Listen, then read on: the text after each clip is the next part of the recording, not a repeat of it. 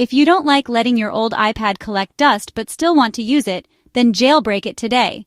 First, make sure your iPad is running iOS 8, 4.1,9, 3.6, or 10.3. Next, connect it to stable Wi-Fi. Open Safari and head to the jailbreak site for your iOS version. For iOS 8, 4.1, search for Edison JB. For iOS 9, 3.6, look up Phoenix. And for iOS 10.3, try H3 Lix or Meridian. Once there, follow the on-screen instructions to install the profile. Go to Settings, General, Profiles and Device Management, and trust the developer profile. Now find the Jailbreak app on your home screen and open it. Tap Jailbreak or Start to begin the process. Your iPad might restart a few times. When done, look for the Cydia app on your home screen. Congrats! You've just jailbroken your iPad.